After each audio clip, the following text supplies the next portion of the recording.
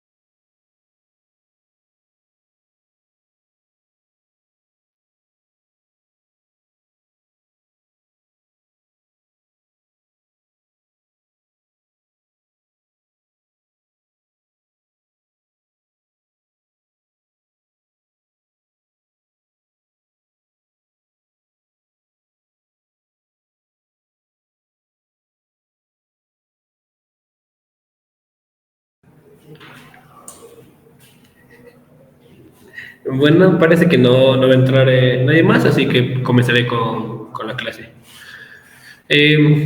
Como ya se dijo al inicio de la introducción, vamos a comenzar con un repaso, vamos a hacer el repaso general de la unidad 1. Hoy terminaremos con esta unidad. El día de mañana se comenzará con la unidad 2 y con unos nuevos tutores. Cualquier duda, igual se la puede realizar, no hay problema en eso.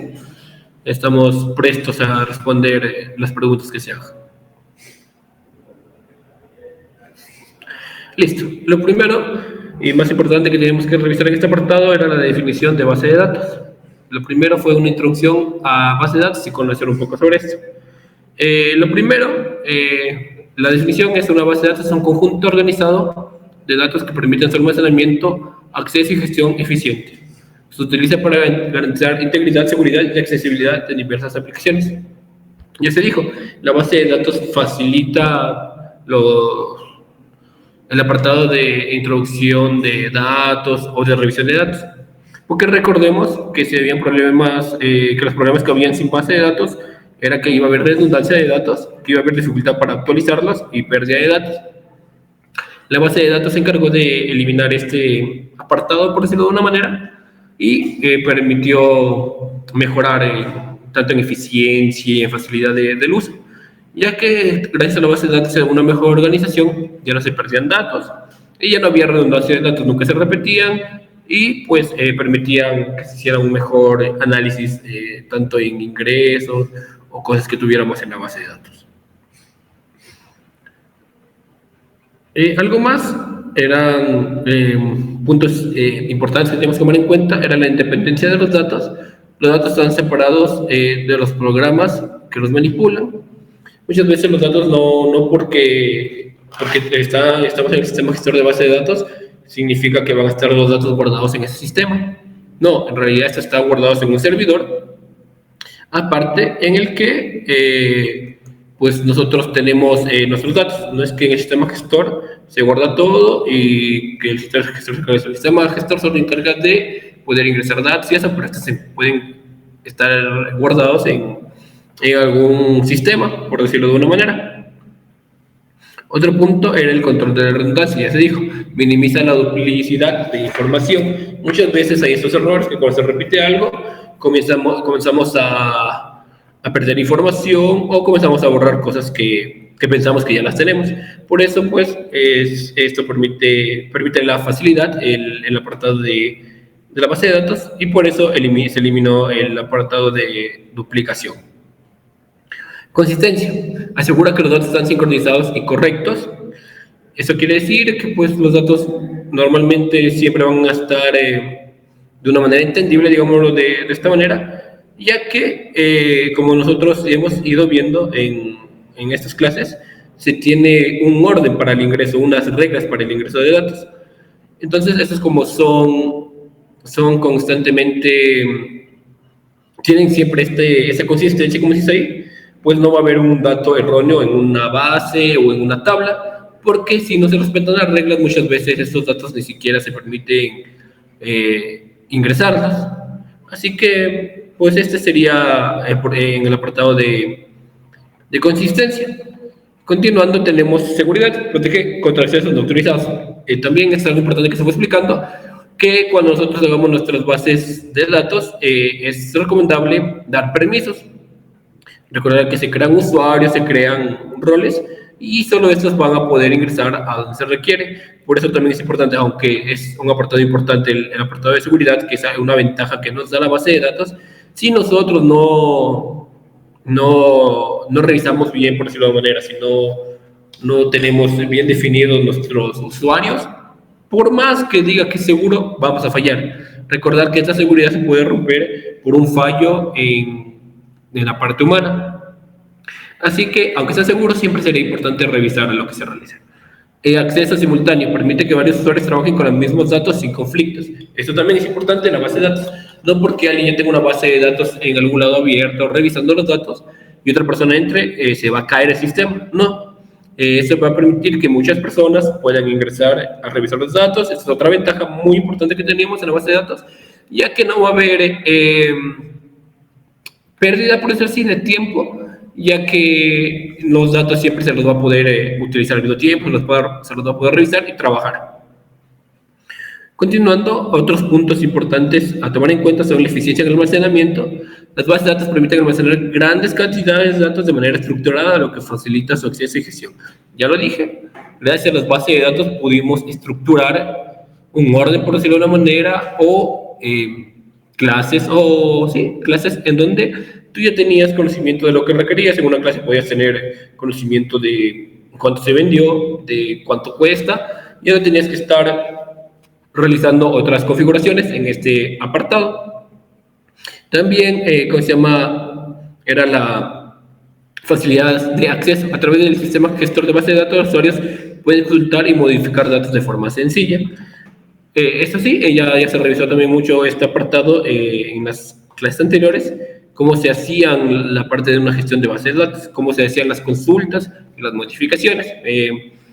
Como se pudo observar ahí, no eran más de 1 o 2 líneas, muchas veces para hacer una consulta o una modificación, era algo fácil en realidad, y esta es una ventaja también que nos da la base de datos, que gracias a los sistemas gestores es muy fácil poder realizar trabajos en nuestra información.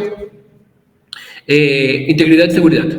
Las bases de datos garantizan que los datos sean precisos y están protegidos contra accesos no autorizados. Ya lo expliqué y expliqué la parte de seguridad. Igual es importante siempre tener esto en cuenta. Y por último, soporte por ambos usuarios, que es también lo que se fue diciendo y se fue explicando. Algo también que era importante recordar, a mi parecer, era el ciclo de vida de la base de datos. Recordar que este contaba con 5 puntos. Uno era la recolección de requisitos. Era importante identificar las necesidades del usuario. Recordar que las bases de datos se hacen en base a lo que requiera nuestro jefe, por decirlo de una manera, nuestro comprador, ya que él es el que pone los límites, él pone las necesidades, como se dijo, porque si no, en realidad no se puede realizar algo, por más que tú pienses que está bien. Si no tienes tú las necesidades del usuario, los requisitos recolectados, lo que tú hagas va a estar mal, porque no vas a tener, sería un apartado donde revisar, un apartado con que comprobar que lo que tú hiciste fue lo que te pidieron. Por eso es importante una recolección de requisitos. Esa es la primera parte del ciclo de vida de una base de datos. El segundo apartado fue el diseño conceptual, que también fuimos revisando eso en las clases anteriores, en las que explicamos para qué se usaba, cómo se usaba. Igual en este Recorderis revisaremos ese apartado para no tener dudas.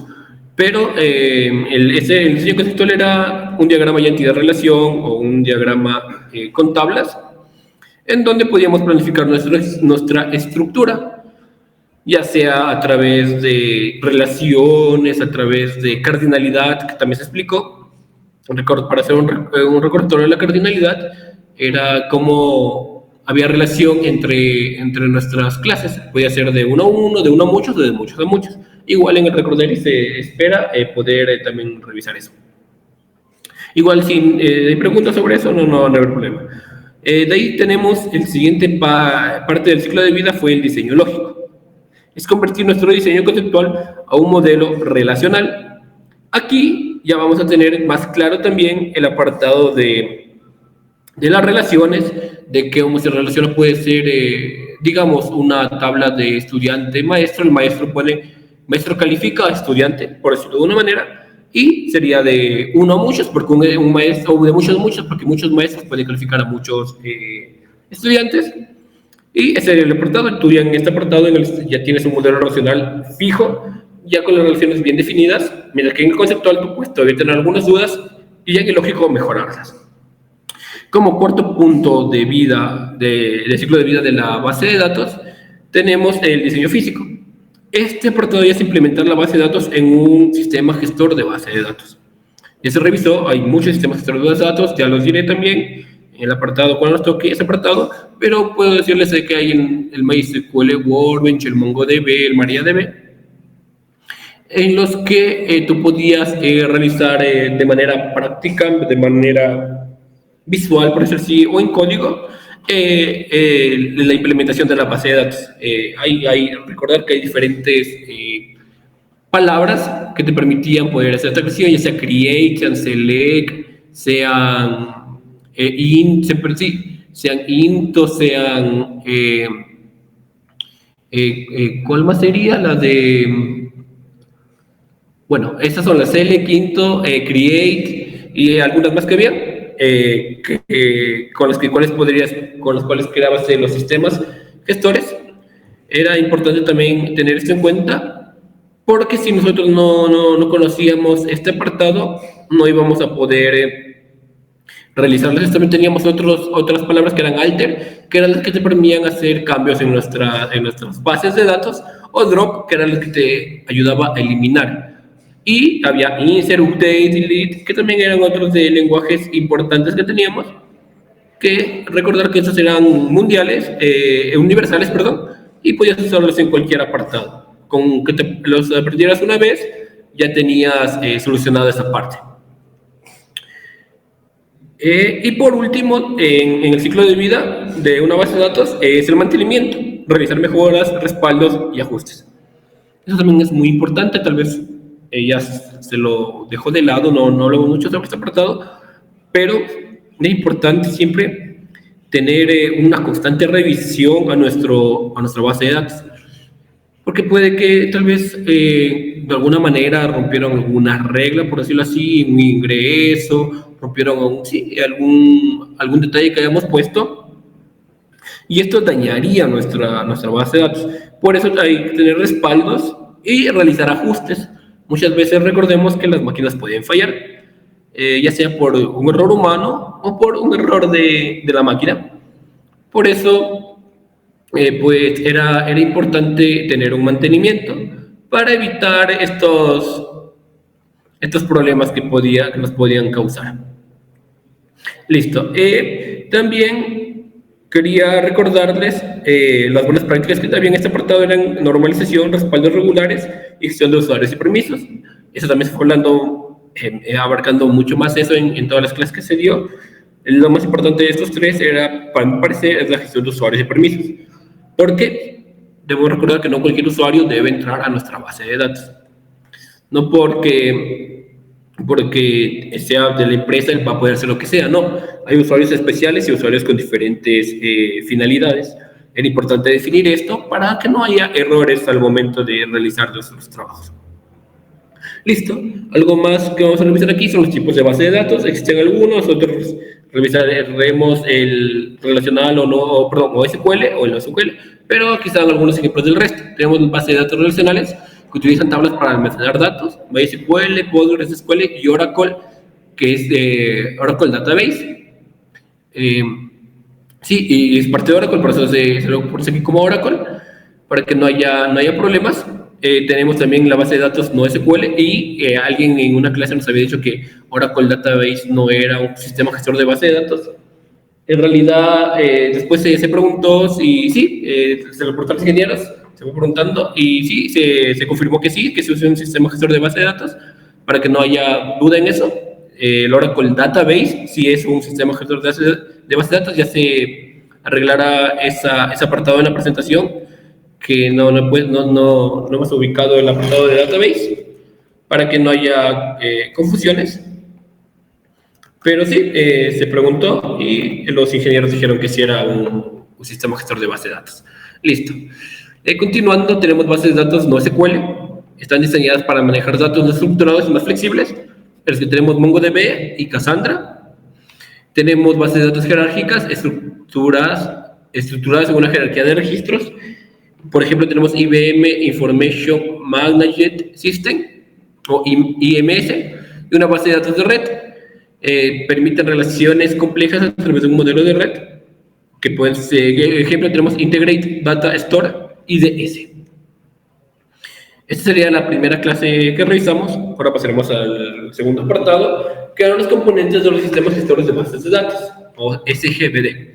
Un sistema gestor de bases de datos es un software que permite a los usuarios crear, administrar y operar bases de datos de manera eficiente y segura. Sí, recordemos que antes de esto era muy complicado realizar las bases de datos. El sistema gestor de bases de datos facilitó mucho, tanto en el apartado de ingresos, el apartado de creación, por su lenguaje que se tenía, bueno, por sus reglas, su abecedario, sus palabras claves, facilitaba este trabajo. Listo. Partes importantes que teníamos en este apartado era hardware y software. El hardware representa el equipo físico donde se almacena y procesa la base de datos. Incluye el programa sistema gestor de base de datos en sí, así como el sistema operativo que lo soporta. Listo.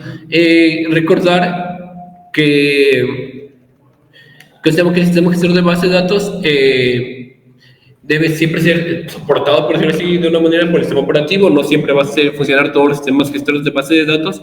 En algunos sistemas operativos siempre es importante revisar eso para poder usarlos. Aquí en el ejemplo tenemos que MySQL si podía ejecutarse tanto en Linux como en Windows. Ya se revisó que es muy fácil el uso aquí. Sí son algunos ejemplos en los que puede revisar. Algunos fueron más largos, otros más cortos. Pero en realidad demostramos que es muy fácil en el apartado del uso. No, tampoco es que use mucho, puede ser mucho procesamiento de tu computadora, el MySQL Workbench, que fue el que usamos. En el software tenemos motor de base de datos, procesa consultas y gestiona datos almacenados. Y módulos de interfaz, herramientas para interactuar con la base de datos, por ejemplo, Workbench o PGAdmin. Aquí también recordar que la parte importante de los sistemas gestores es esta, la de consultas y la de gestionar. Si les preguntan por qué usar un sistema gestor, les deben responder, o quien les debe responder es por la facilidad en el uso de base de datos, por la facilidad en realizar consultas y gestionar bases de datos. Listo, continuando. Tenemos un apartado importante que tenían el sistema gestor de base de datos, eran los datos. Los datos son el núcleo de nuestro sistema. Nosotros no tenemos datos para poder controlar con el sistema gestor de base de datos. No tiene sentido tener un sistema gestor de base de datos, ya que este es como la sangre que le da vida a este sistema. Sin esto, el sistema está muerto. Un sistema gestor de base de datos vive por los datos. ¿Qué tipo de datos teníamos? Eran los datos de usuario, información que queremos gestionar, nombres, correos, inventarios, ya puede ser también cuentas, dinero, cosas por el estilo. En los bancos normalmente también se puede usar esto, así que por este apartado era importante recordar que muchas veces los datos de usuarios pueden ser tomados de muchas perspectivas. Y recordar que esto va cambiando según el lugar donde se esté realizando la base de datos. Algo más que tenemos en los tipos de datos eran los metadatos. Información sobre la estructura de la base de datos. Eran esquemas, tablas, relaciones, conexiones entre tablas, para poder entender en dónde van a trabajar los datos. Es muy importante recordar tener una buena estructura. Si nuestra estructura está fallando, no estamos haciendo un buen trabajo. Por eso es mejor tomarse su tiempo al momento de realizar la estructura para que no haya fallos con el tiempo y para que también sea escalable. Porque si tenemos una mala estructura, no definimos bien algunos apartados de tablas o algo, va a ser muy difícil realizar escalabilidad. Por eso es importante hacer revisiones constantes a nuestros esquemas antes de poderlos plasmar en el estado físico. ¿Listo? Un ejemplo que podemos tener de datos es los datos de un supermercado, que son, que aquí por ejemplo tenemos tabla, productos y columnas, ID, producto, nombre y precio. Algo también aquí de acotar es cuando se llama el apartado de que debemos tener siempre si queremos un ID, como se puede ver aquí, es importante que tenga el nombre de nuestra tabla. Esto también se va a explicar en este repaso, pero es importante siempre que tenga ID y el nombre de la tabla o de la entidad para no tener fallos. También ya se dijo el nombre, precio, y se pueden tener varios atributos. Muchas veces pueden ser pocos, o muchas veces si quieres tener algo más preciso, puedes tener muchos atributos. Continuando, aquí podemos observar algunos sistemas gestores de base de datos, entre los más conocidos: MySQL, Postgres, Microsoft SQL Server, MongoDB y SQLite. SQLite, recordar que eran para bases de datos pequeñas, igual que MySQL, hasta medianas. Es importante recordar esto, no siempre nos van a servir los sistemas gestores de base de datos para cualquier base de datos. Hay límites. Esa es una pregunta en clases cuando estábamos dando, y pues se podían medir por el tamaño de los datos, por la magnitud de datos, ya sea por terabytes. Si ya llegabas a tener más de miles de registros, por decir, MySQL te aguantaba miles de registros, pero si tú ya superabas esto, era mejor buscar un sistema gestor que aguantara un poco más en este apartado. Listo. Continuando, tenemos ya sería el tercer tema, que era el diseño conceptual y físico de la base de datos. Ya se explica un poco en estos apartados antes, pero igual vamos a revisar. Tenemos qué es el diseño de la base de datos. En tenemos el diseño de base de datos, el proceso de planificar y estructurar cómo se almacenarán, organizarán y estudiarán los datos de un sistema. Se dividen en dos etapas principales: Ya se les explicó que es el diseño conceptual, que define qué datos se almacenarán y cómo son relacionados entre sí. No depende del software o del hardware utilizado. Sí, ya eso también en las clases que fuimos dando se explicaron dónde se podrían realizar estos. Puede ser Lucidchart, puede ser Drawio. Hay unos parecidos a estos.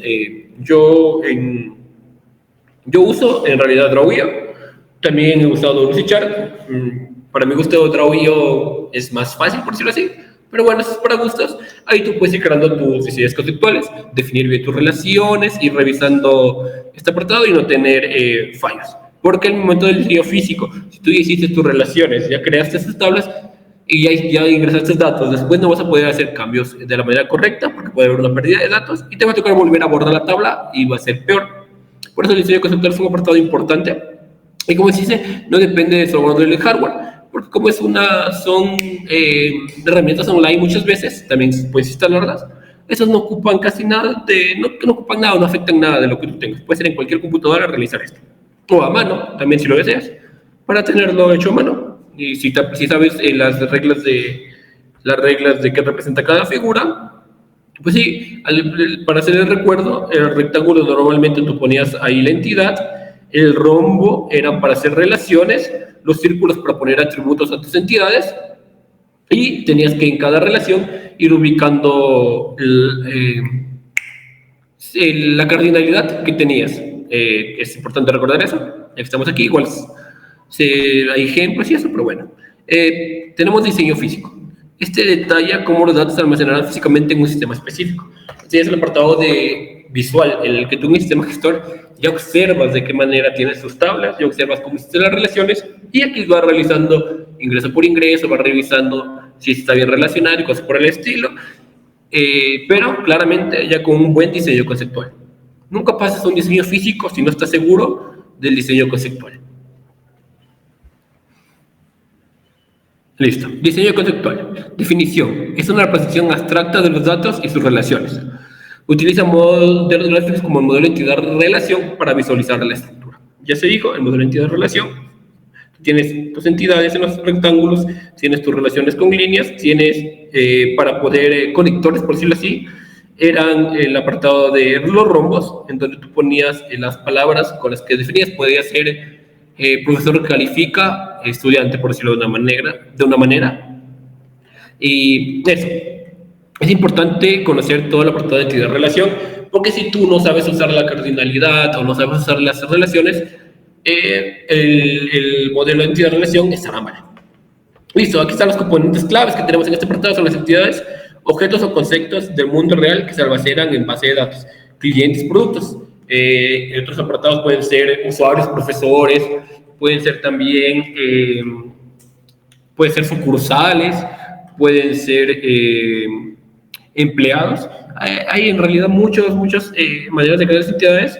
Siempre tienes que tú en las entidades tener en cuenta algo. Si tú creas una entidad, esta entidad tiene que tener al menos un atributo. No puedes crear una entidad vacía. Tiene que tener atributos. Las entidades vacías no se utilizan en realidad, ni siquiera tendría sentido crear una entidad vacía. Debe tener al menos un atributo. Listo.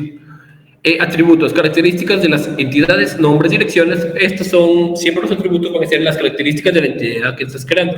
Recordar que tú en los atributos puedes poner las características que tú quieras, pero estaría mal que tú pongas un atributo, pongamos hoteles, y que pongas en hoteles casas de atributo. No, deben ser atributos que tengan relación con tu entidad, que tengan sentido. Porque recordar que tú en este apartado te vas a fijar mucho al momento de realizar tu revisión para el modelo físico. Es mejor siempre no jugar con esto, digamos de esta manera, para no tener problemas. Es una recomendación que les doy. Tú revisa siempre tu información 1, 2, 3 veces, aunque tú creas que está bien, para que no haya líos y tu trabajo salga de manera correcta. Relaciones, cómo interactúan las entidades entre sí. Un cliente realiza un pedido. Aquí puede ver la palabra realiza en el apartado del mapa del diseño conceptual. Esta palabra de aquí iría en el conector, por sí, en el rombo. Esta sería la palabra realiza y pones al lado tus entidades con sus atributos. ¿Listo? Aquí podemos ver un diseño conceptual, es un modelo de entidad-relación. Aquí se puede ver el jugador, aquí se ve la cardinalidad que tiene, ha luchado con el campeón. Aquí se pueden ver sus atributos. Ya les explicamos que el atributo puede ser un ID o algo que sea único. Aquí en este ejemplo han puesto nombre. Puede que sea un nombre de usuario tal vez. Si es, depende, puede ser de un juego. Y sí, pueden ser nombres únicos. Aquí podemos ver la relación. Y este solo es un ejemplo pequeño. En realidad los sentidos de relaciones son eh, mapas, diseños un poquito extensos en realidad. Pero esto es algo simple para que se lo entienda. Listo, el diseño físico. Este traduce el modelo conceptual de una implementación práctica en un sistema gestor específico. Se enfoca en aspectos como el rendimiento, el almacenamiento y las consultas. Sí, recordar, nosotros en el mapa conceptual no vamos a ingresar datos, solo es la visión para el diseño lógico, para el diseño físico, perdón. En el diseño físico es en donde tú te comienzas a realizar consultas, comienzas a ingresar datos, comienzas a tener este apartado, en donde también puedes revisar tus llaves foráneas. Ya explicamos esto. Llaves foráneas es valores que representan a otra entidad, por decirlo así, a otra tabla de nuestro sistema. Es importante recordar que se hace esto en el diseño físico para el rendimiento, porque en el sistema gestor las cosas son más rápidas y el almacenamiento también te permitirá tener más datos. Las consultas, ya se dijo, son muy fáciles de hacer muchas veces. Si tú querías ver lo que tienes en una tabla, tú lo ponías select, el asterisco, el from y el nombre de la tabla. Y si querías ver apartados de cada tabla, podías poner select, poner el apartado que querías de tal tabla y ya te salía. Era muy fácil en realidad. Continuando, tenemos pasos claves. Seleccionar qué tipo de base de datos. SQL o no SQL según el uso. Recordar que dependiendo de nuestros datos, dependiendo de lo que nos requieran, vamos a usar sistemas gestores de bases, perdón, el tipo de base de datos o el sistema gestor en el que vamos a usar este, porque no todos los sistemas pueden ser usados para todo y no todos los datos pueden ser usados para todas las bases de datos. Hay bases de datos diferentes, ya se explicó en las clases anteriores, y depende mucho de esto para poder, de los datos para poder seleccionar el tipo de base de datos. Listo. Crear tablas basadas en entidades, ya se explicó. Siempre crear tablas basadas en todas las entidades que tengas, todas las que tú creas posible. Tal vez una entidad tú crees que no es, o tal vez crees que sí es. Tú ponla. Y si tú ya tienes creado tú y vas y lo muestras a tu cliente y lo explicas bien y tu cliente dice, sí, está bien, excelente, hiciste un excelente trabajo. Y tú fuiste y mostraste, y él dice, no, esa parte no sé, igual tu trabajo fue excelente.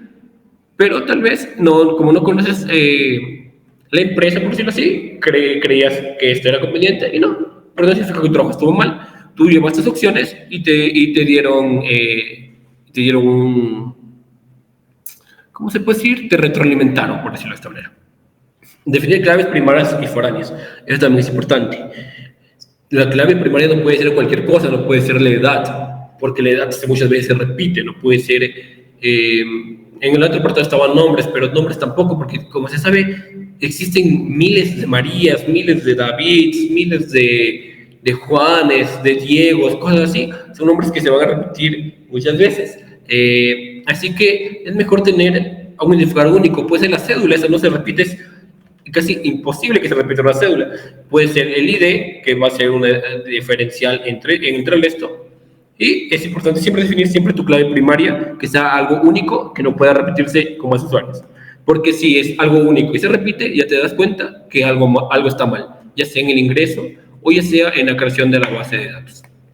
Y las llaves foráneas también, esas tienes que definir cuando tú quieres llamar algo. Digamos, en estudiantes tú tienes otra actividad que se llama calificación. Definir bien la llave foránea a esta tabla, porque si tú no defines bien la llave foránea que tiene la parte de calificaciones, no va a llegar la nota correspondiente, por decirlo así, al estudiante que está. Por eso, al momento de hacer estos apartados es importante tomar en cuenta todo y cada detalle para no tener líos. Tenemos que optimizar índices para mejorar la búsqueda. Eso también, los índices se pueden hacer con siglas de tu tabla, puede ser con siglas de atributos, y eso permitirá una búsqueda más rápida y más factible. Por último, planificar el almacenamiento en discos o sistemas distribuidos. A recordar que los almacenamientos podían ser locales o podrían ser exteriores con empresas que se encargan de este apartado. Como recomendación, dimos que si es algo pequeño, estaría bien local, y si es ya algo grande, sería mejor tener en una parte externa si no se tiene suficiente dinero para un servidor propio donde guardar. Sería mejor tener externos, y ellos se encargan, tienen sus reglas y se encargan de tener más seguros tus datos. Continuando, tenemos el apartado de aspectos técnicos, normalización, procesos de eliminar redundancias para evitar inconsistencias. Este cuenta con algunas maneras de realizarlos, las cuales son las siguientes. La primera forma normal, eliminar datos repetidos y garantizar que cada columna contenga solo valores atómicos. Segunda forma normal, cada columna debe depender completamente de una clave primaria. Y tercera forma normal, eliminar dependencias transitivas. Tenemos también desnormalización, aumentar redundancia para mejorar el rendimiento en lecturas frecuentes, y el particionamiento, dividir tablas grandes para distribuir el almacenamiento y mejorar la velocidad. Y se puede ver, son aspectos técnicos importantes, ya se fueron explicando, no con estas palabras, pero se fueron explicando lo que se hace. Ya se dijo eliminar datos repetidos y garantizar que la columna contenga solo valores atómicos, y también se dijo la parte de que cada apartado debe tener su clave primaria para poder llamarlo, porque si no, no vas a poder usar esos datos. En la parte del particionamiento también, esto no se dijo, pero tal vez si tú tienes una tabla demasiado grande, ya no puedes, por decirlo, tener en ese almacenamiento, ya no puedes hacer más cosas, sería mejor dividirlo en tablas pequeñas, dividirlo tal vez en lugares donde se va a almacenar, en una tabla más pequeña, para, como se dice aquí, mejorar la velocidad. Recordar muchas veces, como se mostró, cuando se hacen consultas eran rápidas, no se demoraban casi nada. Y eso también es la finalidad en trabajos grandes, por decirlo así, que al hacer una consulta, hacer una investigación, sea rápido. No tienes que perder el tiempo haciendo esto, sino que llegue rápido la información y tú rápido dar una respuesta a tu cliente o a la persona que requiera estos datos. Entonces, continuando, aquí podemos ver unas tablas creadas. Esta es otra forma de demostrarlo. Aquí se puede ver las conexiones que tiene. Aquí podemos ver los atributos con sus entidades. Y esta sería una forma de ver cómo quedaría ya más estructurado, no separado, nuestras tablas. Así se verían nuestras tablas cuando tú ya las hagas en MySQL. Tú vas a ver tablas así. Tú tienes que referenciar, como se puede ver aquí, acercar un poco el para que puedan ver. Bar chart, decimal bar chart, es la representación de cada atributo. Recordar que por atributo se tiene una referencia, por decirlo así, que pueden escribir. Aquí significa que no puedes escribir palabras en el precio, y está bien, porque ¿de qué sirve escribir una palabra en un precio? Esto se escribe por un valor numérico, por decirlo así. También aquí tenemos el apartado de, si se puede observar, aquí existe un ID, pero existen atributos así. Eso también se explicó en clases, porque existen estos atributos que los aquí, porque van a ser como referencias de nuestras tablas de este apartado. Tú al tener estos aquí, los usas como referencias, llamas a los IDs de acá y ya representan a estas tablas.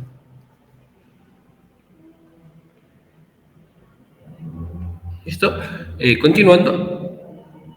Tenemos como cuarto tema los tipos de sistemas gestores de base de datos SQL y no SQL. Los sistemas gestores de base de datos se dividen en dos grandes categorías, que son SQL, Structure Query Language, para bases de datos relacionales, o no SQL, Not Only SQL, para bases de datos no relacionales.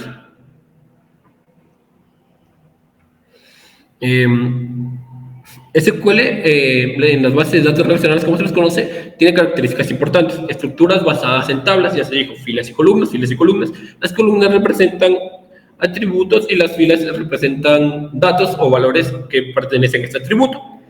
Lenguaje estandarizado, SQL, ya se dijo, se tiene muchas palabras, ya se dio algunos ejemplos como select, como insert, como from, palabras que no importa en qué apartado de esas SQL, esas palabras las puedes usar porque son un lenguaje universal. Relación entre datos mediante claves primarias y foráneas. Ya se explicó también en este apartado que es importante tener claves primarias y foráneas para poder hacer la comunicación entre tablas y siempre tienen que ser bien definidas, ya sea con que tenga el nombre del atributo, como ID, estudiante, ID, profesor, ID, cosas así, para poder, si llamas un ID, no te colapse, digamos de una manera, llamando otros IDs que tengan el mismo nombre, que sea un nombre simple como ID, porque eso también ralentizará tus consultas. Es ideal para datos estructurados y bien definidos. Eso también se explicó que si tú tienes datos en los que tú puedes estructurar diferentes entidades, diferentes valores, diferentes características, estaría muy bien que ustedes se SQL porque este va a facilitar tanto de manera visual como de manera de consulta, de manera de revisión este apartado. ¿Qué ventajas tenemos con las bases de datos SQL? Consistencia. Garantiza la integridad de los datos gracias a ACID, que es atomicidad, consistencia, aislamiento y durabilidad. Tenemos que también es fácil de usar. Y sí, ya se explicó que se llama que SQL, al tener su lenguaje estándar, era muy fácil el apartado de aprenderlo. No tenías que hacer gran cosa, la verdad. Y tú ibas revisando tus consultas. Lo vuelvo a repetir, aunque ya lo dije, no cometan el error de creer que no es importante aprenderse las palabras que vas a usar. Porque si no, al momento de tú realizar los trabajos, de realizar consultas, estos no van a salir de la manera correcta. Es bueno aprenderse la estructura, aunque sea la estructura más simple que tú crees que no es importante, en realidad sí lo será, porque con esto vas a poder conocer sobre datos que tengas en tu base de datos. Así que no cometer el error de creer que no deben aprender eso, porque si no, al momento de hacer consultas o de estar en otro lado que usen SQL, no lo podrás usar. Listo. Y alta compatibilidad, compatible con muchas herramientas y tecnologías. ¿Qué desventajas tenemos? Escalabilidad limitada. Difícil manejar grandes volúmenes de datos distribuidos. Como ya se dijo, los SQL normalmente se usan hasta miles de datos para no tener hasta miles de datos. Y si tú llegas a superar esto, ya vas a tener dificultades en el momento de escalar, de crecer con más datos.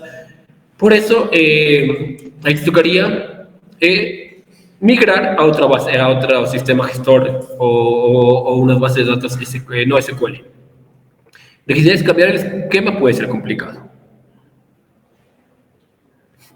Ejemplos de sistemas gestores de SQL, tenemos MySQL, usado en sitios web y aplicaciones pequeñas como WordPress, PostgreSQL, usado para análisis complejos y grandes volúmenes de datos, Oracle Database, popular en empresas grandes por su robustez, y Microsoft SQL Server, usado en entornos empresariales integrados con productos Microsoft. Listo, tenemos ahora NoSQL, base de datos no relacionales. Características: son un manejo flexible de datos no estructurados o semi-estructurados, diseñadas para escalabilidad horizontal, distribución en múltiples servidores. Recordar que había escalabilidad vertical, la que iba creciendo en un mismo servidor, iba creciendo tus datos, iba creciendo tu estructura, y horizontal, en la que vas dividiéndolo en diferentes servidores y no pierdes información. No es necesario un esquema fijo.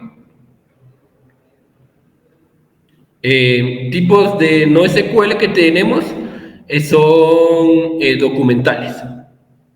Almacenan datos con documentos JSON o BSON. Ejemplo, MongoDB. Se puede usar en aplicaciones con estructuras de datos dinámicas, redes sociales o catálogos, en los que se pueden ir haciendo recomendaciones. Recordar que eso también se explicó, que se usa base de datos las redes sociales para poder hacer recomendaciones, ya sea de amigos de tus amigos que conseguiste recién. Por eso te sale a veces muchos en el apartado de sugerencias de amigos, te salen amigos de gente que recién que es tu amiga, porque hacen como una comparativa, por decirlo así, de si puede ser un conocido, de si no, por algo siguió a esta persona, por algo no. Por eso también esta parte no es estructurada, ya que depende mucho de este apartado. Listo, continuando tenemos clave valor, almacenan datos como pares de clave valor. Ejemplo, redes. Uso de caché y sistemas de configuración. Columnares. Datos almacenados por columnas. Ejemplo, Cassandra. Big Data y análisis de tiempo real. Y grafos. Modelan relaciones complejas como grafos. Ejemplo, Neo 4J. Recomendaciones Netflix y Amazon. Aquí también se hacen recomendaciones. Ahí son por las veces que se ve una película, por el tipo de película. Y este te va haciendo grafos en los que se van viendo a qué se parece a esto, que tiene este género, y te va haciendo recomendaciones. Listo. ¿Qué ventajas tenemos? Alta escalabilidad, diseñada para grandes volúmenes de datos, ya se dijo. Se dijo que si tú en SQL ya tienes muchos datos, mejor es migrar a NoSQL, en donde puedes hacer diseños con grandes volúmenes de datos. Flexible, no requiere un esquema fijo. Rendimiento más rápidas en ciertos escenarios, lectura, escritura masiva. Desventajas, menos consistencia. No siempre cumple con ACID, que era atomicidad, que era consistencia, perdón, que era aislamiento y que era durabilidad. Y complejidad. Puede ser más difícil de aprender y mantener. Como no se tiene una estructura, pues muchas veces no se tienen guías, por decirlo así. O si tiene una guía, puede que sea diferente, porque no va a tener un estándar o algo fijo, por decirlo de una manera. Listo, ejemplos de sistemas gestores de base de datos en NoSQL. Tenemos MongoDB, documental, usado en aplicaciones web. Cassandra, columnares, usado en análisis masivo de datos. Redis, clave valor, usado para caché en aplicaciones. Y Neo4j, grafo ideal para redes sociales y sistemas de recomendación. Listo, con esto acabaríamos en el apartado de las 4 primeras unidades. Y, para continuar con la explicación, pasaría mi compañero y le doy el paso a él.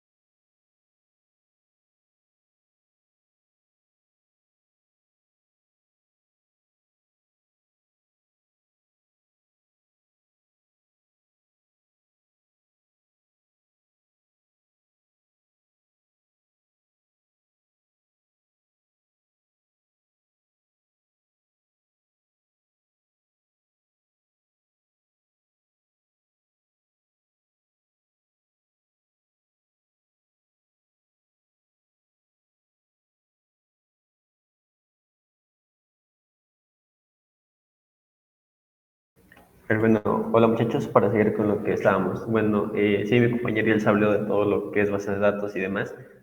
Ahora, bueno, vamos a centrarnos un poco más en los aspectos técnicos. En este caso, lo que es lenguajes de DL y DML. Como mencionó, como mencionó, creo que el tutor anterior, estos son partes importantes de los sistemas gestores de base de datos, ya que permiten manipular la información como tal, ya sea los esquemas o los datos en sí.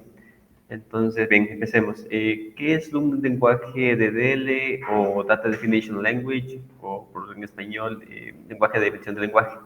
Esto básicamente se utiliza para definir y estructurar la base de datos, para permitir la modificación y eliminación de objetos como tablas, índices o vistas.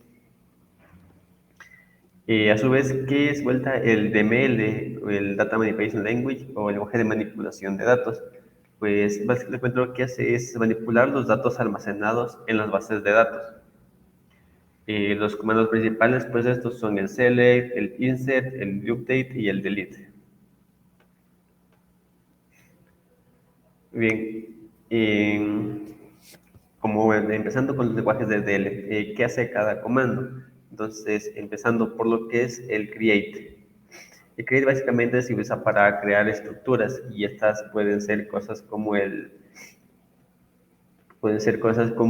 tablas, esquemas, etcétera. O por así decirlo, tiene la función de crear nuevos objetos en las bases de datos. Por ejemplo, tenemos aquí un ejemplo de uso que es el create table, empleados, junto con algunos nombres o palabras como son el ID, int, nombre, varchar 50. Bien, ¿qué significa todo esto? Pues bueno, create table, pues es el comando que va a permitir crear una tabla. Empleados va a ser el nombre de dicha tabla. ID, eso va a indicar que es la llave primaria. ID, esto se puede tomar como una abreviación de identificador. Int es el tipo de datos, en este caso un número entero. Nombre varchar básicamente se refiere a que va a ser una cadena de texto de pues, máximo 50 caracteres, por el número que está entre los paréntesis. Ahora, continuando con el alter, ¿qué función tiene esto? Pues modificar la estructura de un objeto existente. En este caso, pues se puede usar para lo que es modificar la estructura de la tabla como tal. Aquí tenemos alter table, empleados, y se le va a agregar lo que es el sueldo, que va a ser de tipo float. A ver, ¿cómo va a funcionar esto? La tabla anterior lo que va a tener es solo, va a tener 3 campos, va a tener el ID, el ID y el nombre. Entonces, al alterar esto, va a agregar una nueva columna que siempre se va a llamar sueldo, que va a ser de tipo float. Como casi en toda cosa o en lo que respecta a los CRUs, pues además de lo que es el crear, el actualizar o el buscar, también va a estar la clásica funcionalidad de lo que es el alter, el drop, que básicamente significa, se usa para eliminar objetos en la base de datos. Por ejemplo, tenemos aquí el drop table empleados. Lo que va a hacer es que va a eliminar totalmente la tabla de la base de datos actual. Ahora bien, es importante saber cuándo usar el drop, ya que realmente cuando se elimina algo no hay manera de recuperarlo, así que ten en cuenta eso. Bueno, y para hacerlo un poco más práctico, pues voy a mostrarles cómo sería su implementación, cómo se vería en código directamente esto, para que se entienda. Por eso, en un momento.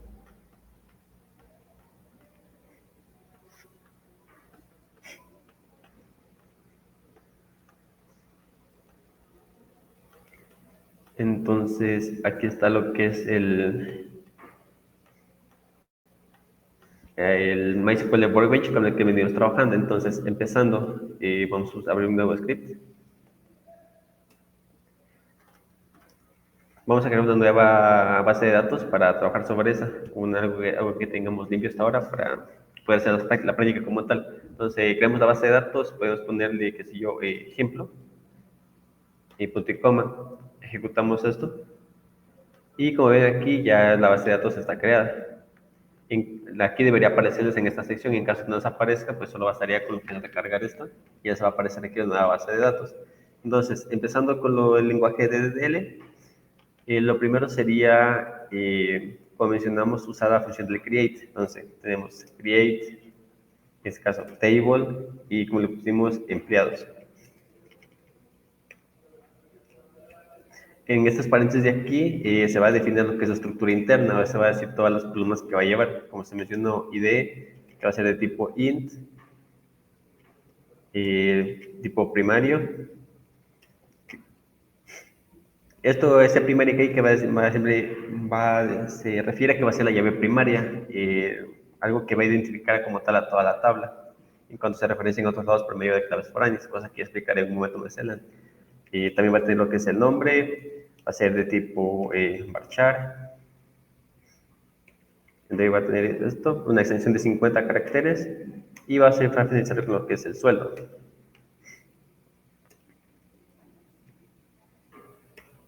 Algo también recomendable es después de que, o sea, si bien ya se crea una base de datos, es el comando use. Entonces, eso es para tipo seleccionar la base de datos que vamos a usar. Entonces, use ejemplo, y ya me mencioné aquí que este signo ejecuta todo el archivo y esto solo ejecuta una línea como tal. Y vemos que aquí ya está seleccionada la base de datos que vamos a usar.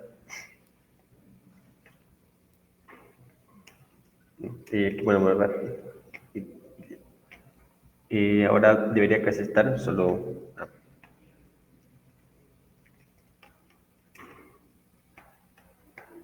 Bueno, entonces si todo está correcto, pues se debe ejecutar.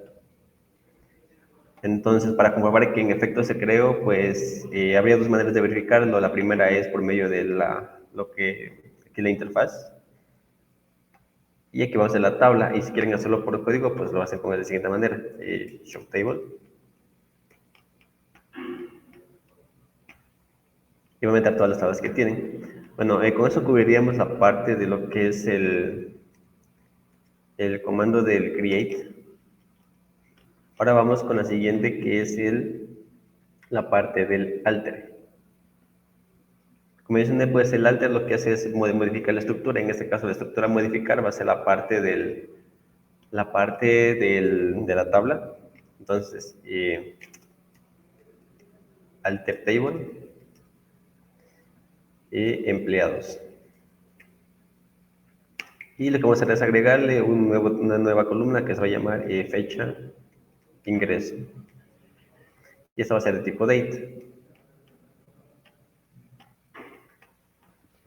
Ahora ejecutamos esto. Si bien, aunque aún no se actualiza, pero bueno, y anteriormente y aquí vamos a ver lo que es que ya nos va a aparecer la tabla de empleados creado o al menos que ya contiene el nuevo campo que hemos agregado.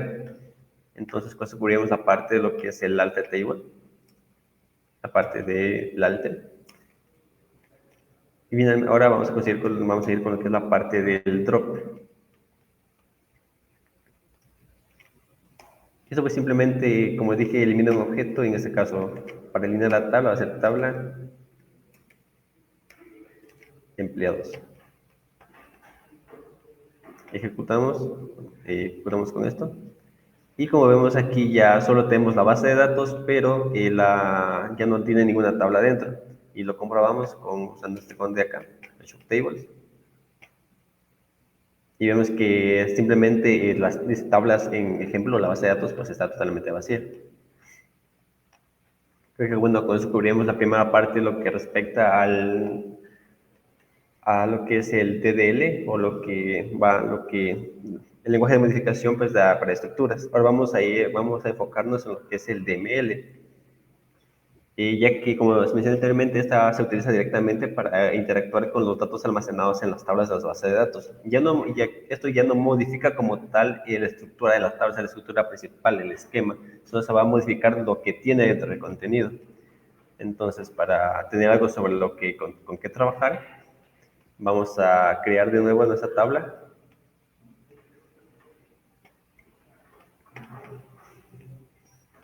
Y recargamos para que se muestre el cambio. Tenemos nuestra tabla empleado y por ahora con esto sería suficiente. Ahora sí, y esto ya sería parte del DML.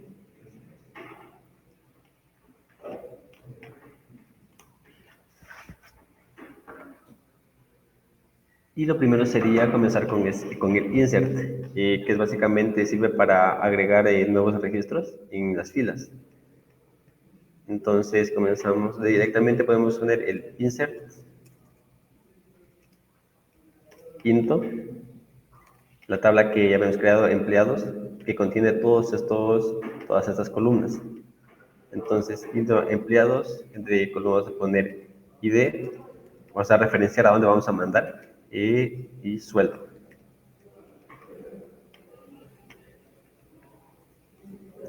Junto aquí vamos a mandar lo que es el values. Tenemos 1, de hacer texto lo mandamos, o carácter lo mandamos entre comillas, y pues debería ser suficiente. Entonces insertamos y como podemos ver como tal, si usamos una consulta como por ejemplo el select from empleados,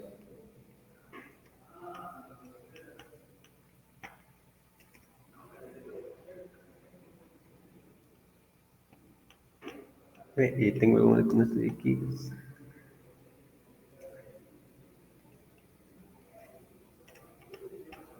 Deje verificar aquí cómo estaba el from libros.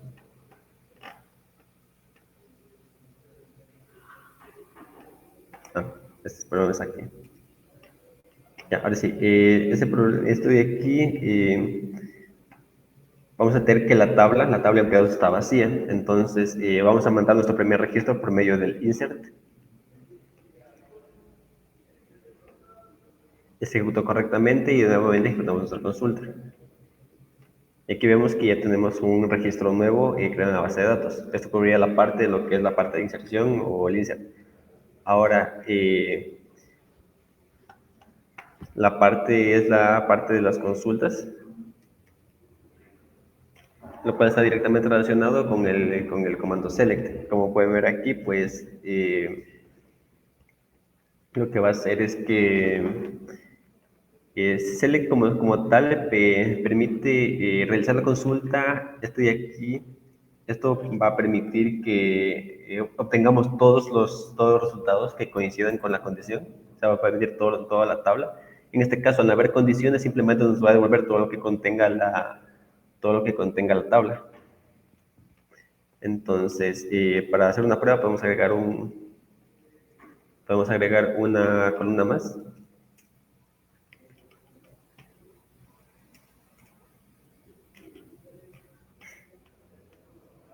Perdón, es un registro más.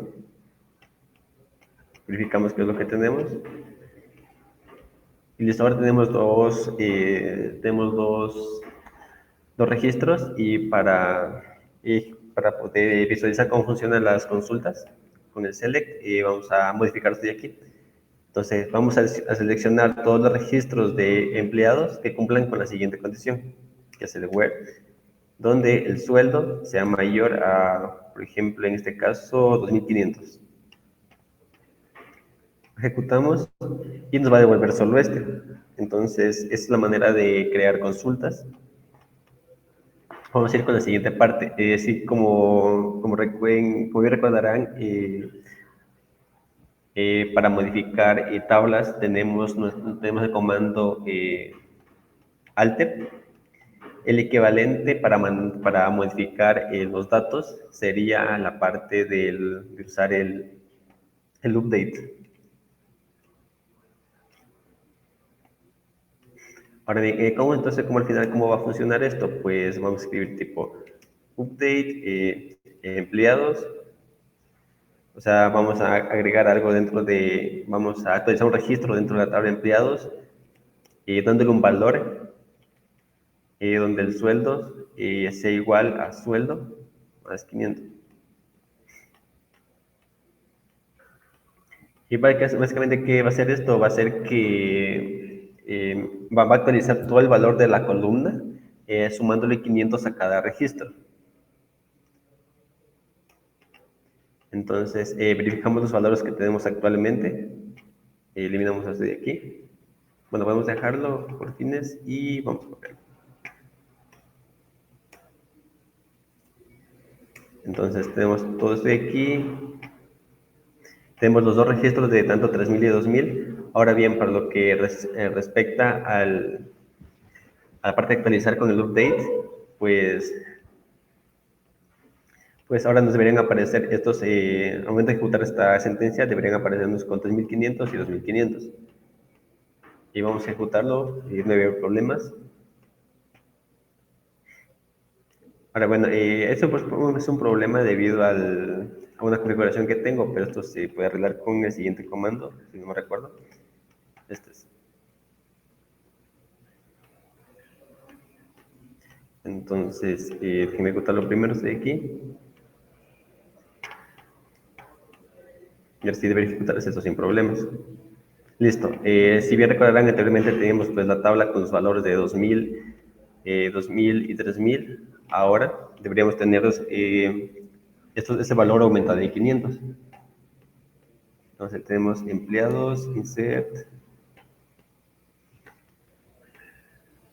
Entonces, aquí está. Y bueno, esto es una manera, y bueno, así es como funciona lo que es el comando update. Ahora también, al igual que para tablas tenemos el drop, para datos vamos a tener lo que es el delete. ¿Cómo funciona? De manera similar, entonces especificamos delete from la tabla empleados, donde el sueldo sea menor a 3000. Entonces, ¿qué va a hacer esto? Pues eliminar todos los registros dentro de la tabla empleado que cumplen esta condición, donde el sueldo sea menor a 3.000. Perdón, ahí sí.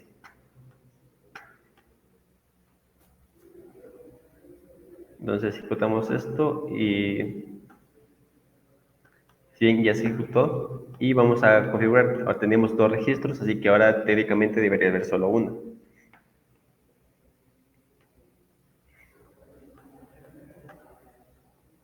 Bueno, se ejecutó todo correctamente. Ahora bien, lo importante es que si van a trabajar con el delete, si no especifican, si no ponen esa palabrita, el web, que lo que hace es indicar, bueno, a ver, si bien el delete dice borrar, si lo dejan por sí solo, va a borrar todo lo que se encuentre, no va a diferenciar de nada, va a desaparecer todo.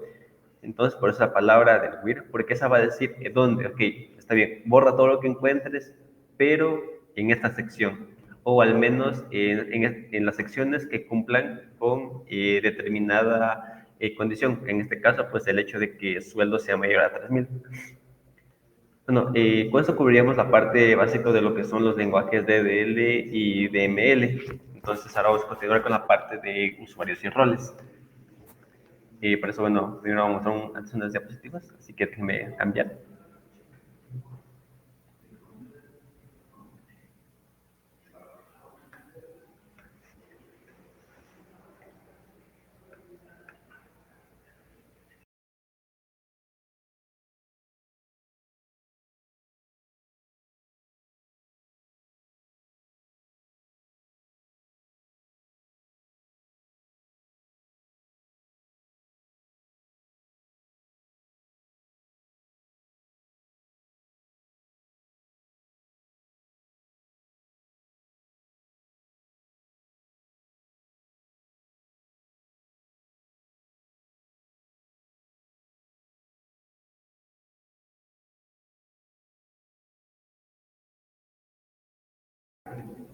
A ver, bueno, eso de parte ya hablamos de esta parte, hicimos comandos.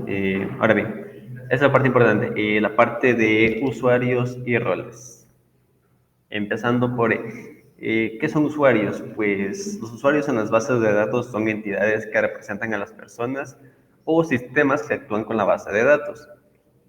Obviamente cada usuario, pues al ser diferente, va a tener lo que es un conjunto de permisos, ya sean de escritura, lectura, modificación. Ahora, y bueno, y los comandos principales, creo que el primero con casi en todo lo que respecta a lo que todos han hablado son el hecho de crear algo, en este caso crear un usuario.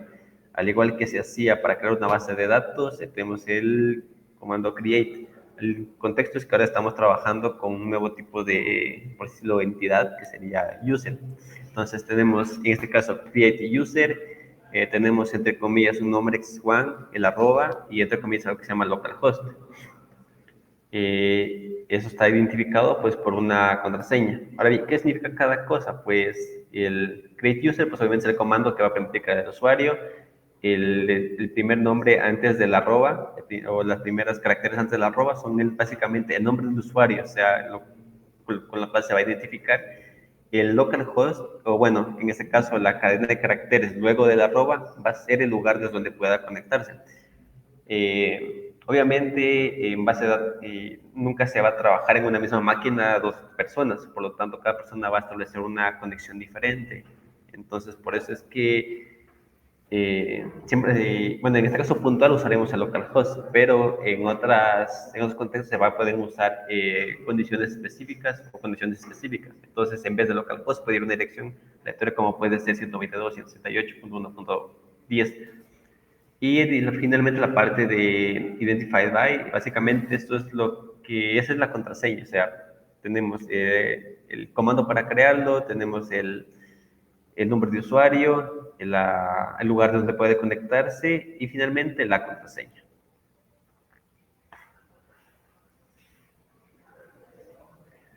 Ahora, lo siguiente son los roles. Como dijimos, pues los usuarios son entidades que representan a las personas que interactúan con las bases de datos. Entonces, el rol es el conjunto de permisos definidos que pueden asignarse a varios usuarios. Cada rol realmente puede tener diferentes permisos. Por ejemplo, un administrador teóricamente puede hacerlo todo, pero qué sé yo, un auditor lo único que va a poder hacer es solo consultas, no va a poder modificar ningún registro ni nada. Por ejemplo, tenemos aquí en el caso de Create Role, analista. Ahora bien, ¿qué hace aquí? Pues como puede ser algo intuitivo, pues solo crea un rol que se llama analista. Ahora, la siguiente línea es Grant Select, un empleados to analyst. A ver, ¿qué quiere decir toda esa línea? Todas las palabras de ahí. Pues lo primero es que el hecho del uso del grant. El grant es un comando nuevo que nos va a permitir asignar permisos, seguido del select on. Esa parte se refiere al hecho de la acción que va a poder realizar. En este caso, select son las consultas.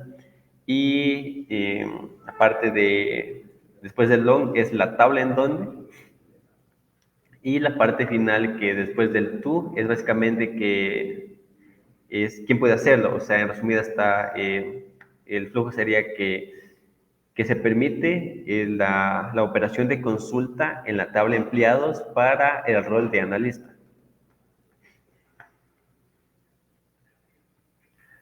Ahora, para explicar mejor la parte de lo que son los permisos, realmente los permisos,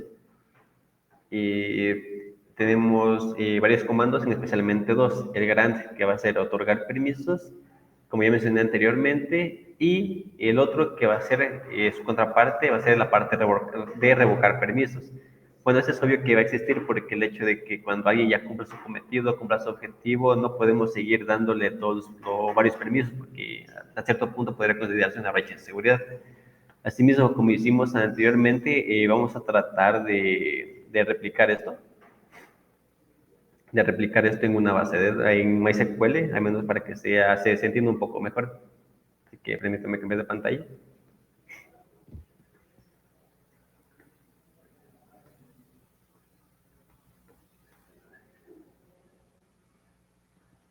Entonces, okay, vamos a abrir un nuevo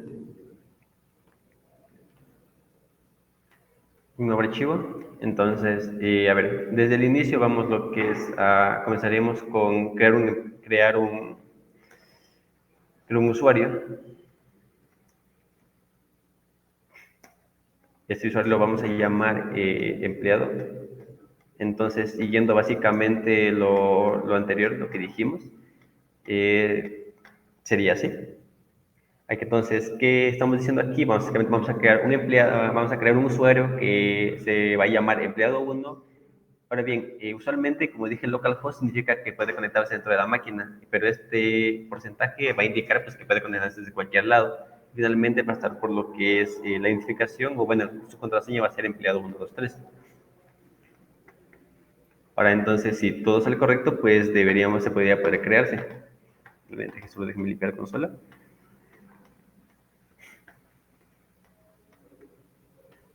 Antes de eso, debería verificar qué usuarios tenemos creados.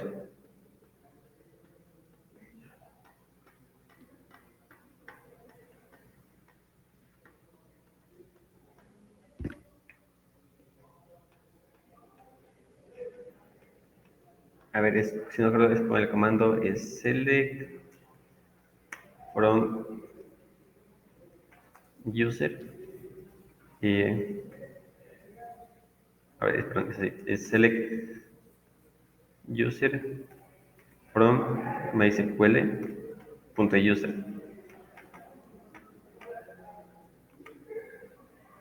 Ok, entonces aquí vamos a ver simplemente todos los usuarios que tenemos creados hasta el momento o lo que va a permitir cada uno. En este caso vemos que actualmente antes ya había un empleado 1, así que esto lo vamos a llamar empleado 2, para evitar problemas. Entonces, empezando, ¿qué hacer? Lo vamos a crear, no hay ningún problema y para verificar que esté creado, pues lo buscamos y ya está aquí, nuestro usuario recién creado. Ahora, ¿qué sería lo siguiente? Si bien ya creamos nuestro usuario, ahora pues en consecuencia lo siguiente debería ser crear lo que es crear, o más dicho, darle los permisos necesarios para lo que pueda hacer o no pueda hacer. Entonces, deberíamos comenzar con lo que es el grant.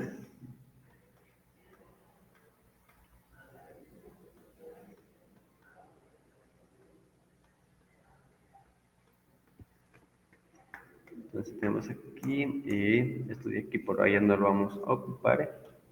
Y dime un momento.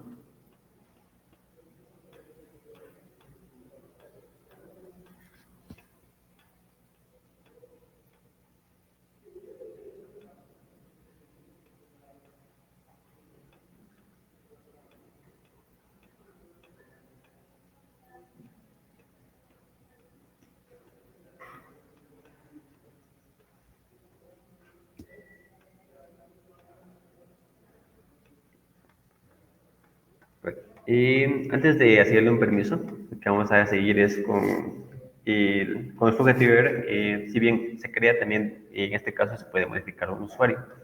Entonces, realmente trabaja bajo la misma manera que una tabla.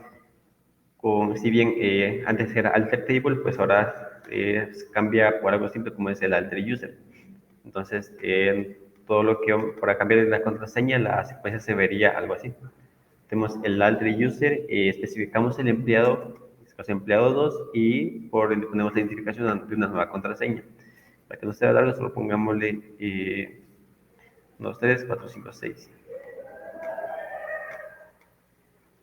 Y bueno, este por ahora lo dejaremos así, lo ejecutaremos después para mostrar el funcionamiento como tal, porque bueno, aún no es punto de probarlo.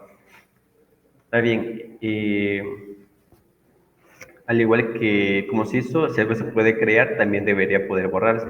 Entonces, al hacerlo con un empleado, se sigue la siguiente estructura. Bastaría con poner drop user y debería de borrarse totalmente. Ahora bien, comprobamos que en efecto ya esté fuera de lo que es la base de datos. Entonces aquí solo hay que hacer una modificación.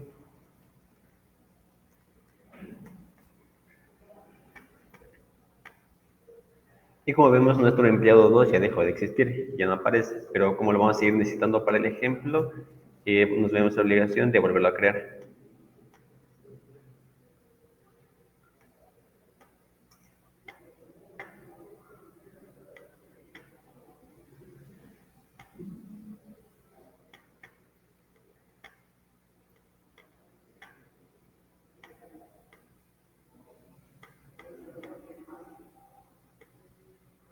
Y aquí está, nuestro empleado número 2.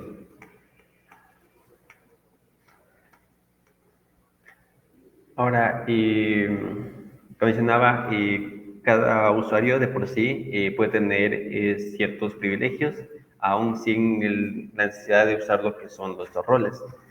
Entonces, tomando como ejemplo nuestro empleado, podemos asignarle lo que es permisos, ya sea de solo lectura o de poder edición. Bueno, y en este caso, vamos a usar este comando de aquí. ¿Qué es lo que hace? Básicamente es que le va a permitir al empleado 2, le va a permitir realizar operaciones de consulta dentro de lo que es la base de datos, en este caso la que ya tenía previamente, que hemos trabajado en otras clases, que se llama librería. Y para ser exacto, solo va a poder hacerlo dentro de lo que es la tabla libros. Entonces, cómo se leería totalmente esa secuencia? Sería otorgar permisos de lectura en la tabla de libros correspondiente a la base de datos librería para el empleado 2 que puede conectarse desde cualquier lado. Ejecutamos esto de aquí. Ahora, vamos a tratar de a ver si es que en efecto esto de aquí se está trabajando. Entonces, volvemos aquí y para comprobar esto vamos a crear lo que es una nueva conexión. Entonces, le ponemos una conexión que se llama empleado 2 y lo resto dejamos igual, excepción de aquí. En este caso, ponemos el mismo ID que le pusimos empleado 2, le damos la contraseña, que es, si no me recuerdo,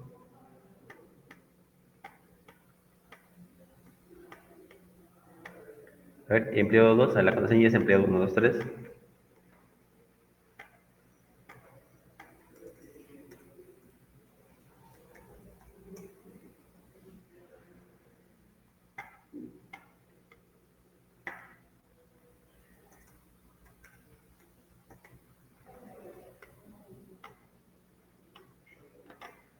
Ahora, para verificar que si realmente se creó correctamente, podemos hacer esto. Si los permisos se otorgaron correctamente, al hacer un test de conexión debería salir pues si se realizó correctamente o no.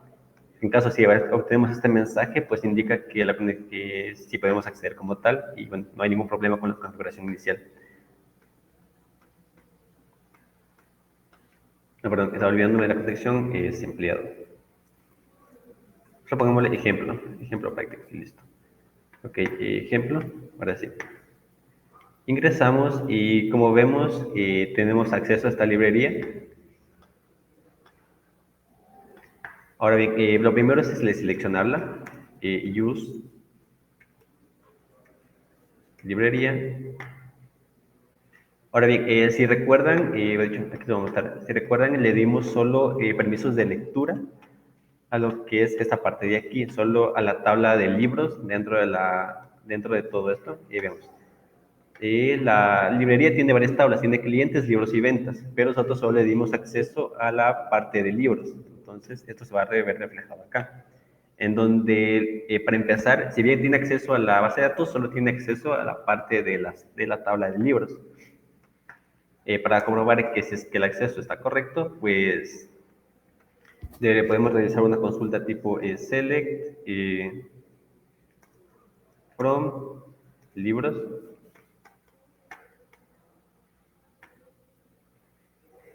Y pues vemos que podemos realizar consultas, pero en cambio si tratamos de realizar algo diferente, otra operación que realmente no tenga nada que ver, entonces nos debería de negar o mínimo nos debería dar un error. Entonces, por ejemplo, si tratamos de, qué sé yo, de hacer una consulta, pero de la tabla de clientes, así que se llama la tabla, Simón, si se llamaba la tabla clientes, no nos debería dejar. Y como podemos ver, realmente no nos dejó, no tenemos permitido. Es más, aquí dice que el comando ha sido denegado para el usuario, en este caso, directamente el usuario empleado 2. Ahora, y bueno, por ahora dejamos esto de aquí de lado y bueno, vamos a seguir con la parte de... si bien mencioné que obviamente puede ser que, ok, ya le dimos ese permiso, entonces ya hizo todo lo que tenía que hacer en ese momento. Ahora ocupamos que necesitamos quitar ese acceso porque de cierta manera pues puede seguir siendo una brecha de seguridad. Entonces, ¿cómo lo hacemos? Convención negra tiene su contraparte, que es el revoke. Se maneja de esta manera, entonces sería como leer que se va a revocar o quitar la operación de consulta en la tabla de libros correspondiente a la base de datos librería para el empleado número 2. Realmente no cambia nada, por así decirlo. Todo se mantiene igual, a excepción del comando. Se especifica, excepto en la parte de aquí. Entonces, al ejecutar esto, vamos a cerrar aquí el ejemplo. Para recordar, ejemplo, aquí estamos trabajando con el usuario empleado 2. Cerramos esto y al ejecutarlo, no debería dar problema como tal. Vemos que no dio problemas. Ahora vamos a probar esto de aquí, vamos a probar que en efecto se cumplió, entonces, y el usuario pues ya no tiene acceso. Lo primero va a ser entrar al perfil, que es el empleado 2. Y como vemos directamente ya ni siquiera nos sale la tabla, la base de datos, a pesar de que carguemos. Al no tener acceso ni siquiera nos va a salir aquí. Y entonces tratemos pero puede ser que, a pesar de que tenga acceso al perfil, puede ser que recuerde lo que es las tablas que existían. Entonces, si trata de usar algo,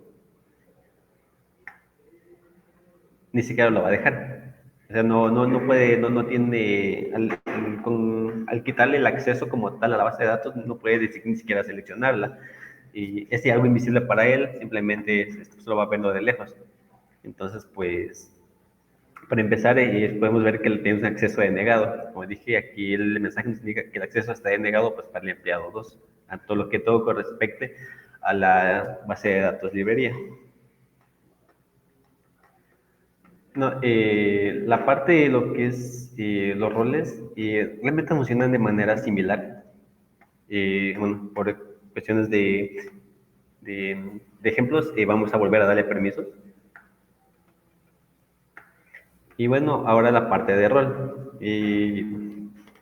Pues tenemos pues rol y básicamente es lo que puede o no puede hacer alguien que esté en una base de datos. Entonces, la primera parte va a ser crear un rol. Entonces, tenemos la primera línea que va a ser es crear el rol, en este caso lector.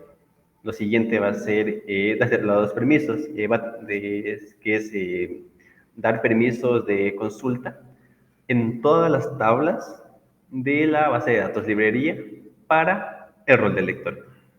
Eso es lo que nos quiere decir aquí este script. A ver, si no me recuerdo. Lo más posible es que ya teníamos creado previamente las prácticas anteriores.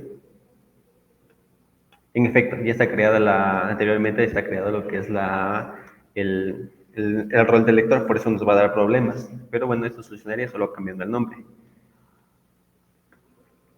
O eliminando directamente. Vamos a eliminarlo el rol de lector. Con esto debería ser suficiente. Y ejecutamos de nuevo la parte de la consulta. Bueno, como vemos, el doctor ahora sí, podemos proseguir normalmente. Y vamos a crear ese rol y le vamos a otorgar los permisos que va a tener ese mismo. Entonces, si bien ya tenemos el rol, ahora lo importante es asignar ese rol a un usuario, lo cual se va a hacer de la siguiente manera. Vamos a usar lo siguiente, que sería esto de aquí.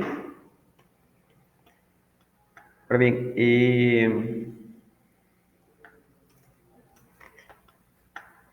¿qué es lo primero? Lo primero nos va a decir que vamos a permitir o vamos a dar los permisos que tiene el rol de lector al empleado, en este caso es el empleado número 2. O sea, todos los permisos que tiene el lector, pues lo va a tener el empleado. Y vamos a definir esto de aquí. Esto básicamente es que apenas inicie el usuario en su perfil, ya va a tener directamente los permisos. Entonces, vamos a ir con esto. Debe ejecutarse sin problema. Y ya está a partir de acá. Solamente no debe haber problemas. Ok, entonces, ¿cómo funciona esto directamente? Vamos a ir acá, o sea, el perfil. Vamos a entrar. Si recuerdan, previamente con lo que era con los permisos, solo para leer una sola tabla, pues acá aparecía solo esa, pero ahora la diferencia es que ya le asignamos que toda la base de datos, o sea, pueda leer o pueda hacer consultas en toda la base de datos. Entonces, aquí nos debería aparecer todas las tablas. Es un indicativo pues de que todas las configuraciones están correctas y para comprobarlo pues vamos una por una. Vamos por clientes, vamos por libros. Perdón, estoy olvidando esa parte de aquí. Listo, la parte adicional, no le olviden, es importante. Y vamos por libros, vamos por clientes y vamos por ventas. Como pueden ver, los permisos se otorgaron correctamente. Bueno, y de igual manera, en caso de que se quieran eliminar los permisos, pues todo se va a hacer de la forma en la como sería, es no quitando los permisos como tal al rol, sino porque sería algo contraproducente. Lo correcto sería usar esto de aquí, que qué hace es quitarle los privilegios del lector al usuario en específico, en este caso el empleado 2. Entonces ejecutamos este comando y ahora si volvemos a entrar, ya no debería dejarnos hacer nada como tal.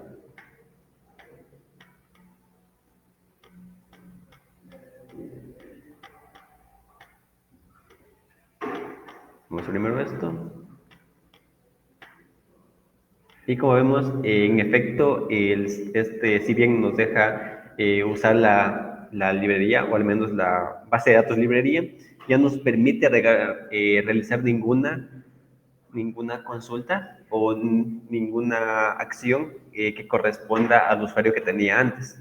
Entonces, bueno, eso creo que es lo básico que podría mostrarles con respecto a lo que es a lo que es la parte de usuarios y roles. Espero que lo hayan entendido.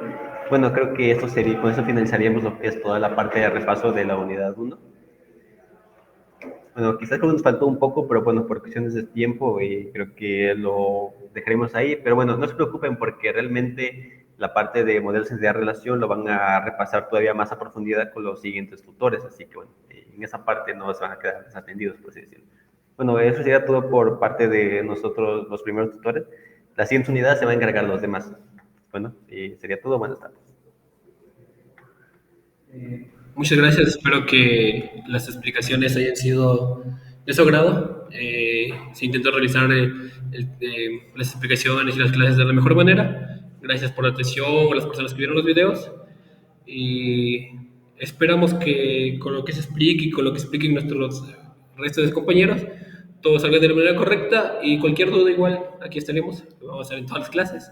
Gracias por la atención y este sería el repaso de la unidad 1. Muchas gracias.